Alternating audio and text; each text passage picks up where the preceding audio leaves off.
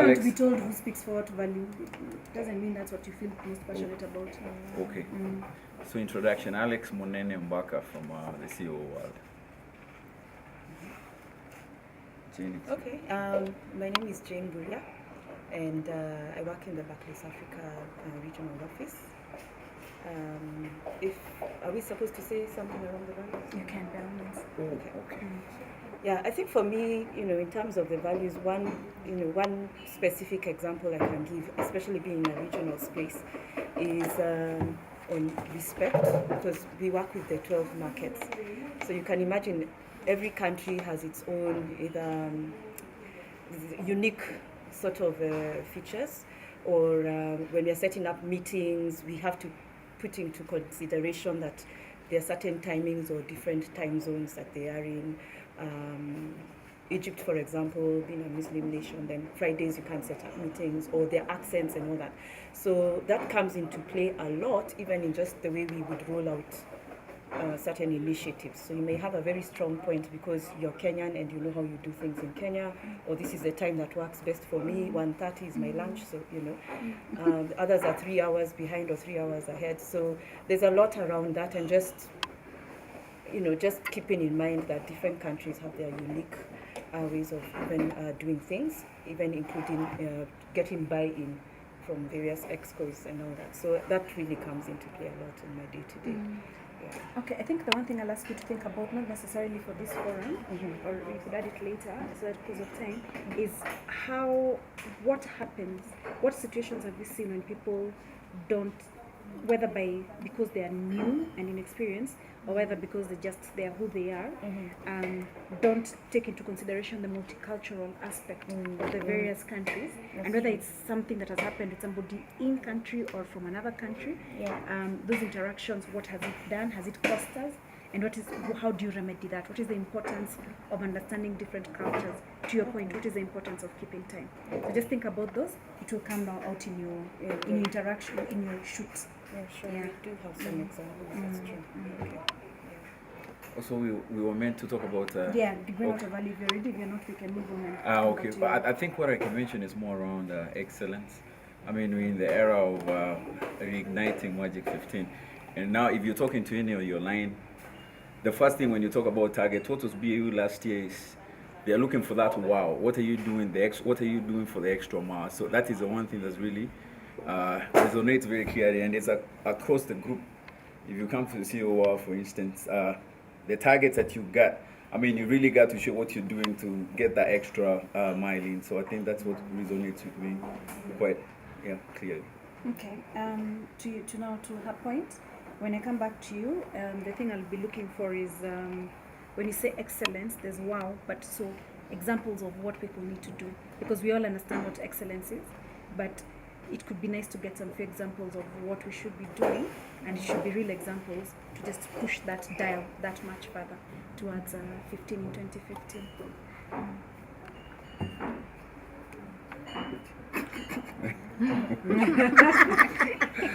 Yeah, thanks. My name is Arwagura James. Maybe just like Alex, every one of you has engaged me in a way or another. I'm passionate about all the values. But what comes out in my role is the value of integrity because of risk and control work that I do for the bank. I work in risk, specifically operational risk. And in terms of our behaviors and what is it that we can learn from, on a daily basis we see cases of honesty or lack of honesty. We see cases of sticking to procedure or lack of following procedures. And we see instances where the bank has done extremely well in rolling out guidelines, but for some reasons we do not stick to them. We also see situations where things have gone wrong, but people are not strong enough to speak up and say they think things have gone wrong. But on the other side as well, we have seen situations where, as an institution, we've made a lot of milestones in doing a lot of things so well. But again, people are not courageous enough to come up and say, we think we've done this well, and there's a learning in here. So when I think about values, it's about taking that step of faith to say, this is what I believe in. I respect what other people believe in, but for the sake of Barclays, because we have a set of values, this is what ought to happen. And we've seen that work sometimes, but there's always room for improvement. Thank you. Hi, my name is Reverend David Otieno. I'm actually a banker, clergyman with the Anglican Church of Kenya. And I also do embrace all the values: respect, integrity, service, excellence, stewardship. But what I want to pick up is on service. And because I'm a clergy, maybe that's why. Service is giving that excellent service that a customer, a colleague will cherish. And then it has to be consistent. So it doesn't have to be a good service because I respect Wagura, for instance, because he's my superior and is a close friend of mine.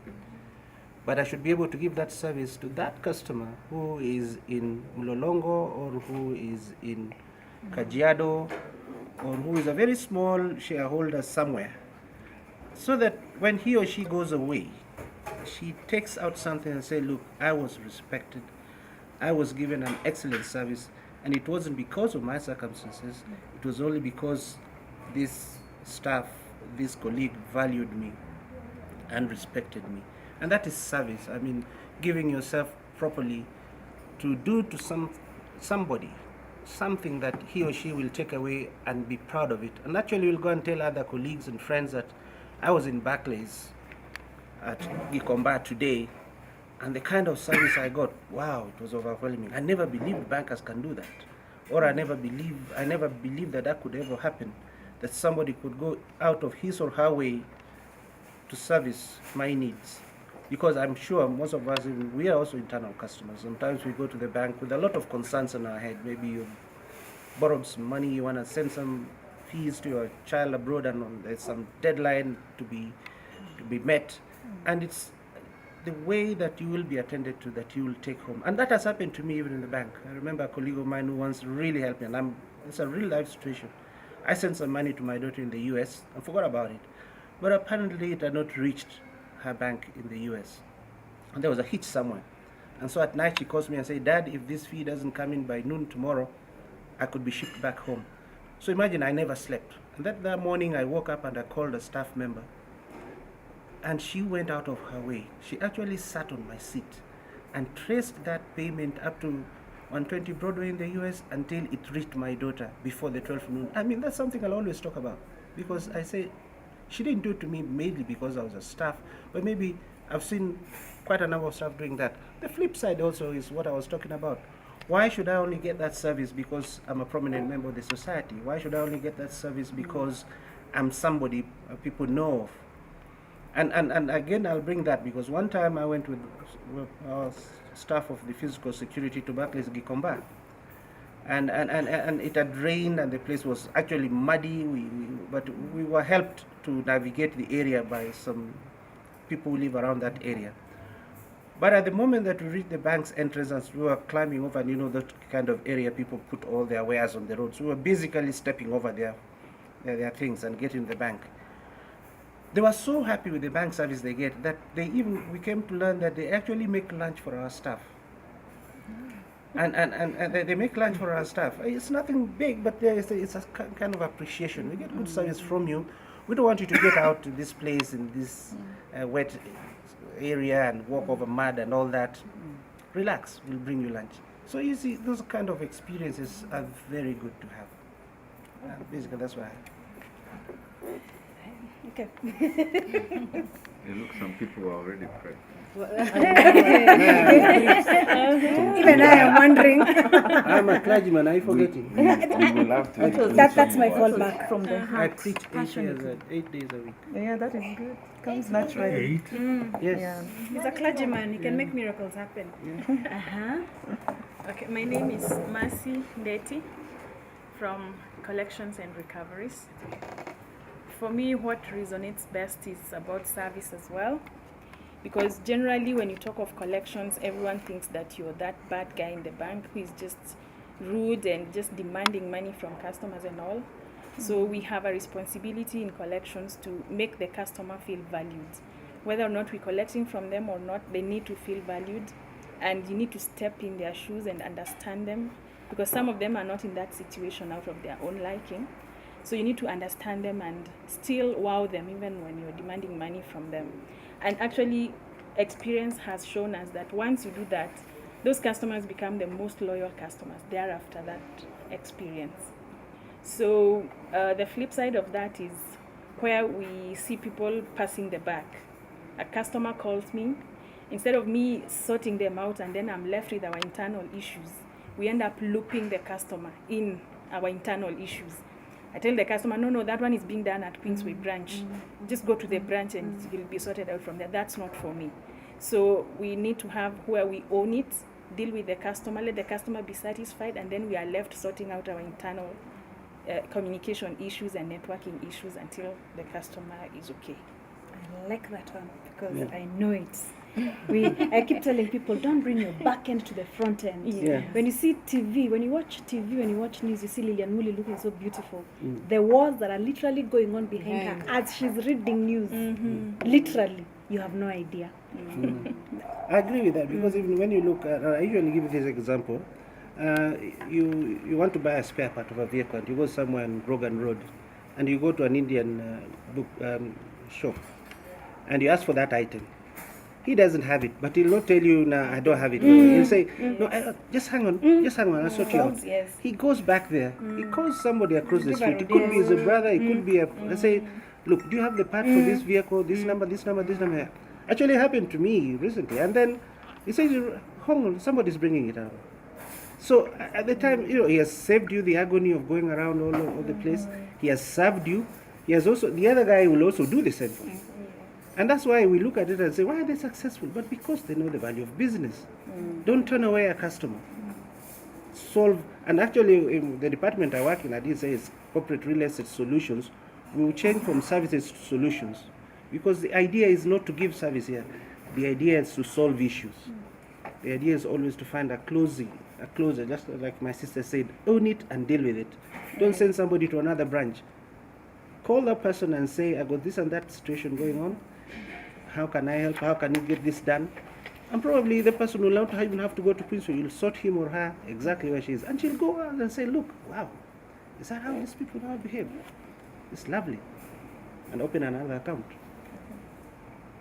My name is Isabella Ngoko. I come from the COO world, and basically I deal with training. And my day-to-day, the people agenda is very key. And therefore, for me, the value that strikes most is the value of excellence. Excellence is about giving or contributing to sustainable results. And we cannot do that without the people agenda. So on a day-to-day basis, people are trained, people are, we expect that we will have a resource base that is able to drive the business goal. And that cannot happen if we do not support one another. So what, for me, I believe as a business, we need to focus on is to build teams that are able to look forward to a place where we intend to be. And training is very key. And training is not just about me as a trainer being there and just delivering messages to people, but it's about how I can use my colleague or work with my colleague to be able to bring out that team synergy that is able to ensure that this organization becomes what we call a learning organization. Where we are going right now is a place where we expect that you can self-learn on your own. But on the other hand, that cannot happen if we do not have a support system across the business. Can I bring in something you mentioned earlier? I heard you mention earlier, if you're comfortable to talk about it, criticism. My opinion about criticism? Yeah, you brought it up as, I think, as one of the issues with values. The good and the good side and the, because everything has a good and flip. Okay, at some point, from where I sit, I'm able to, when I work with colleagues, I realize that we do not have, there are some instances where colleagues may not necessarily want to support their colleagues to achieve whatever goals they intended to. Basically because they feel like there is an aspect of competition. I am supporting my colleague too much, and at the other end, I have my PD targets to meet. And that alone kills that spirit of moving towards achieving results that are sustainable. So it becomes like a competition aspect. To me, for us to be able to live the value of excellence is bringing out a situation where we recognize colleagues for the not just for the achievements they make, but also for how they are able to work as a team. So we are for me, what strikes most is about team effort other than individual effort. At the end of the day, if this business will reach that go-to bank, they will need to find a way on how to bring or align performance to a situation where we are able to reward team effort as opposed to just individual effort. But I think also when you look at criticism, the way we pass the criticism really makes or breaks a person. Because if anything can happen, I mean, even at home, yeah, something wrong can happen. But how you pass that message, how you give back your feedback to your colleague on how to sort it out so that it doesn't happen the next time really matters. Because it can be like, if I say it aloud when everybody else is listening, one person might be so demoralized that you're like, every day you come, you're like, anyway, it's always me. Well, it's just one mistake that you did, but the way the feedback was given back to you has changed you. So criticism is it's a very serious thing, and each individual, whether you're a line manager or you just, if you're not a line manager, you're what? Kawaida. Yeah. Whichever way whether you're passing, whether the feedback is down, up, or up, down, it needs to be given well. That criticism needs to be given very well. Another thing I can add is about criticism. We have seen situations where ideas don't pop up because of fear of victimization. In most cases, in meeting setups, someone may come out with a very, very, very unique idea, or it may also sound very silly at the start, but the way it is handled will determine if we would move to the next level. This idea requires a build-up by, a support system, but because the idea was not taken up well, we realized that we just kill up the spirit of innovation and creativity. My name is Dian Godam. I'm in Chage, yes. And like she's saying, so it's like when we are looking for the value of stewardship, when you're doing some things, suggestions, some tend to erode probably somebody's possession, and they will not be very happy to welcome an idea that will do that. And there could be several of them that I can mention from a Chage perspective. When we come to mention like the number of accounts that we are having, and we are charged by the vendor per account, if you suggest that you kill some of the accounts, then it will be eating on a portfolio. So a decision to close those accounts, they are nil, but we are being charged. A decision to close those accounts will take some time. Like now it has taken almost 4 years from the time we went live on FlexCube. And still we are not having some traction of doing that, because talking about a drop of 300,000 accounts is not a small thing that anybody would like to take. But again, when you look at what we are paying, something like £5 per account, that's a lot of money. But you find that that idea is there, it has been given. Whoever gave it, you see that 4 years have gone, so why should I continue talking about achieving or leaving the bank in a better position than it was when I joined. And even when we look at the operation-wise, where we are, we continue creating areas of bottleneck instead of looking at the service to the customer. Huh? And then, that's stewardship, and I'm just supporting what you're saying, that you come up with an idea of how that can be implemented, or we can do better and put the bank in a better position in terms of customer service, like real-time account opening in the branch, but we still want to centralize opening accounts even where the systems are real-time. So those kind of things and can kill ideas which are coming from For me, when I think about the values, these values are so intertwined that at times when you try to separate them, it becomes a bit difficult. When you talk about service, as you continue talking about service, you find integrity, respect, all coming out.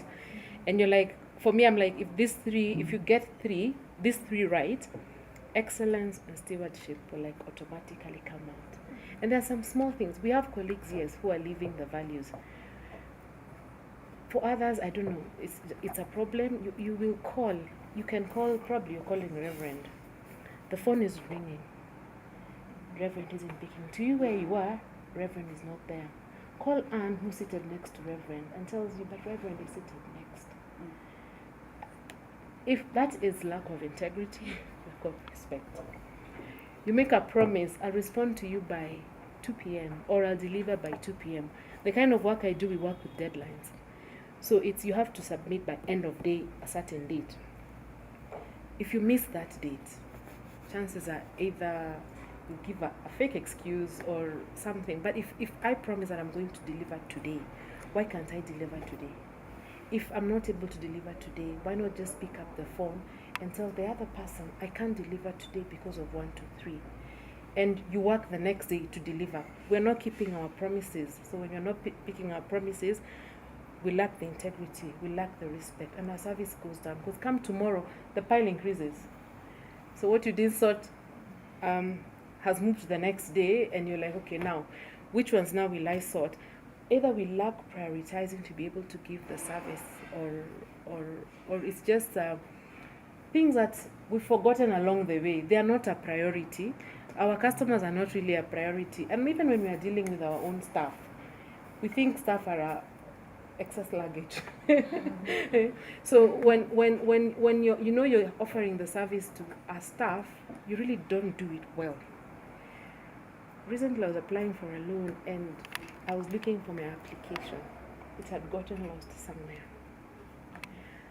The person who picked when I called the department, it wasn't picked. Somebody picked it from a different department. She followed it through and told me it is in this place. And it's being returned back because of 1, 2, 3. And I wrote to the department, I'm like, I'm waiting for you to respond back. They never responded. The next day, in fact, evening she was writing, have you received a feedback? And I'm like, not yet. 2 weeks down the line, I've still not received the feedback from the department. But this lady from another department followed it up, told me this is what you need, 1, 2, 3. Even called back to ask, have you done it? Is there any help you need? Yeah. And when I did the thank you to tell her thank you, the portal, she was so shocked that you can actually tell your colleague thank you. But it's a portal that is there. We're not just recognizing ourselves. If we're able to recognize ourselves, we'll probably change the way we work. When we're doing values training, it was like the feedback you'd get from the guys you're training is this values just for us KYMs. It's not for line managers. And it's so sad when you're working in an environment and you find the value is on you, but it's not on your line manager. And that perception needs to come out so that we all know values is for everybody in Barclays, not just individual persons. Please say your name again for camera. Caroline Maliuba. And department? Finance. Finance. You know, that's the benefit of the building. My name is Fauzi Ali. I'm from Branch Site Center. Currently I work at UAT. So the value that resonates with me is service. Being at the branch, you have to deliver excellent service at all costs. Whether your system is working, whether you are moody, whether you are cramping, whether you fought with your husband, that is TMI for the customer. You leave the baggage at the door when you come into the branch. So for you, you ensure that you deliver the service as the customer expected. Excellent at all times. So for that to happen, I have to get things right the first time. I don't have to have to do things repeatedly so that I get things right. If my customer says you need to cover this, you cover. If the customer tells you do this, you do. There is no way you'll be doing things for yourself and not for the customer. So you get it right for the customer. Don't get an RTS because you'll be wasting time for that customer, not yourself. You've wasted your time already by getting that RTS, but that customer waiting at the other end, you're wasting their time. They'll leave. They'll get the product from the other banks. We are like so many banks, 46 or more in this market. So they'll move to the other market. So basically, we need to understand the customer. When you understand the customer, you understand what they need. When you understand what they need, you will deliver without having any RTS, without having repeat callbacks. Oh, what did you tell me? Understand the customer, understand the need, deliver what they want. Then put yourself in the position of that customer. Empathize, sympathize with that customer. For you to deliver what that customer needs, you need to empathize, sympathize. If the customer says, my loan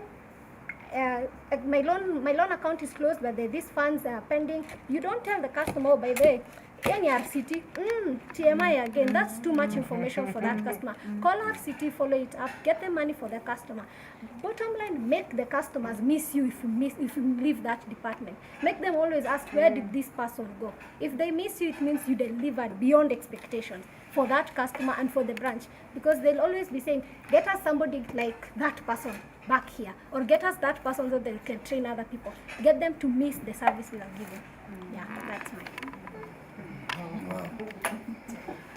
Yeah, Willie Masharia from the CEO's office and change department. The values are the things that make us human beings. And when I first heard about the values, it just reminded me of the 10 Commandments. I mean, when creation came on to being, and God commanded man, for those of us who are Christians and other faiths. And when you look at them, you talk about respect, integrity, service, honesty, and stewardship. And when I first heard about them, the first thing that I did was to inculcate them within my members of the family, because I needed to ensure that we are all moving together. Now, besides that, then comes the bank, comes the wider community, comes even our stakeholders, our customers, our everybody. And they are so little in life, and they guide our spirit. But one thing that really keeps me awake at night is the value stewardship. This is where we leave things better than the way we find them. And critical to note is that Barclays, of course, has been around for more than 300 years. Wow. I mean, the first guy who came up with the idea of Barclays, today if he was to come in, what would he find? And this makes me feel like everywhere I go, I talk about stewardship and ensuring that we practice it. And one of the things that I have done and which I have inculcated into people takes me through the issue of building talent and capability. Obviously, my background attests to a lot of training years, building talent and capability. But every day, it's just a question of asking yourself, why are you leaving the bank? Was it better yesterday, and would you want it to be better even today? And in spite of the challenges that we go through, and comparatively with the competition, some people will find when the results are announced, where is Barclays? Now, ordinarily, you find some of our colleagues on the flip side saying, tumepigwa, right? Now, I'm very quick to say, that's just a small amount. We are headed there, and we'll be there. And putting in place a positive outlook of where we are going, because all of us know that a journey to your final destination begins with the first step. And this is why when it comes to change, we are keen to ensure that we execute within the timelines that are in place. And where you find challenges, you turn them into opportunities by having a very positive message to your people, to everybody you interact with. And finally, in terms of my life, I talk very positively about Barclays. You find me adorned in Barclays t-shirts wherever I go, including churches. The other day I was asking whether I could be given a chance, really to talk something about what we do, all right? Ordinarily, for those of us who have been in the retail field, this is not new to us. There was a time we had even to announce in churches, and I was there in Machakos, to tell guys we need colleagues to come in and join us to do sales. And that in itself helps us to live things better than the way we find them. The MAD events that we know of, which is a global thing. The Prosper program. I mean, everybody knows Barclays has been there. And we have made communities, businesses prosper. And it's all about looking at what you do today to ensure that you leave things better than the way you find them tomorrow. Small things like even switching off the lights as you leave the office doesn't require any tweaking. And that small cost that you save on as something that is so basic looking goes miles ahead in leaving things better than you find them. Then the colleague agenda. How do we make sure that we are leaving people better than the way we find them? By constantly engaging them, giving them positive feedback. It's not a question of whip, but it's a question of embracing the EEC model in giving and receiving feedback. That is, whenever things are going right, take a step of faith and ask the colleague, yes, I can see you are doing well. This is what you have been able to achieve today. Continue doing this. The impact is that we are headed for Ignite 15. And when things are not going on well, you do not whip the person. You again take a step further and tell the colleague, yes, I noticed that today things were not looking so good. The impact on that is that we may lose out on our Magic or Ignite 15. And I would like you to advise me on what support you require for us to change the trend. Now, looking at the two situations, you still maintain the stewardship agenda in your mind. So they all resonate to all of us, critical things that we have, but it's how we embed them across. Thank you. Thank you guys so much. Wow. And actually, talking about stars, she's one of the great stars I can talk about. The whole of last year, we were, like fighting really to get a budget for pitching. Pitching is one of the actual activities that we run with from customer service. And I can tell you, it was an uphill task in terms of the various approvals that you needed and all. Carol, I think you came on board like this year in February, if I'm not. And I can tell you within a couple of weeks, we had an approved budget. It's not like she let the process easy. She asked the hard questions, but I can tell you she worked with us to ensure that we got the approvals we needed. We got the stakeholder engagement that we needed in terms of what are we going to do with the budgeting book. And within a couple of weeks, we now have an approved budget of, I think, 30 million, if I can, talk about it, 30 million for pitching. And that's why some of the ideas now coming on the platform are quickly being deployed. So thank you, and it's good at least in such a forum. I can also mention something, and this is about Isabella. The right time to say the first time I met Isabella, actually, we were rolling out our values training. So I had been paired up with a member of the CMC for this training. And we were doing it at the Kenya Bankers. I'd never known Isabella. And obviously we went to the office, we arrived, and of course you'll find a number of people who you go to take training to. And that particular day, this CMC member had actually called and said, been caught up in the traffic, is going to be late. So already you're apprehensive. I'm going to meet 2-3 dozen staff, and I've got to wait for the big man to come and break the ice and all that. So, and I had not even set up. And as you know, for you did, all of us who did the values training, particularly when it was easy to be trained. But when you're training our people, it was something else. So Isabella just came in, set me up, set the system, and told me, look, by the way, she was not only setting me up, she was setting up the other team, which was on the other side of the room. So she said, in case you get stuck, I'll be back. And so, and so I was able actually to start the training. Piton and the thing came in, and then I picked on and started, and it went on. And luckily, then in time, the member of the CMC came and also picked up from me. So you see, that was very important because, as you remember, when we were rolling out the values, it was quite a big thing, and it was quite a big agenda, and it was not on script. So it had to be the way you perceive the values to be, and the way we are talking about values here. And sometimes you needed some divine intervention to know that you're saying the right thing. These people are going to go out with something you've told them, and probably they may take it, unfortunately for somebody like me, as a gospel truth. So it's got to be right. It's got to be right from the beginning. And that person will just come and make your life a little bit more easier, and then you're not like that and you're frozen with eggs on your face and you're talking something else. Because we must also be aware that all the people we're training are also well-grounded individuals, colleagues, well-educated and all that. And this is a big agenda that we're putting through. And that's why I think we're here, because we're finding out how far have we gone, how much further can we go. And that's what value is all about. We get it right sometimes, we don't get it right sometimes. But then it's how you perceive it, how you move along with it. And when you get somebody who can help you put it through, it goes on well. Wow.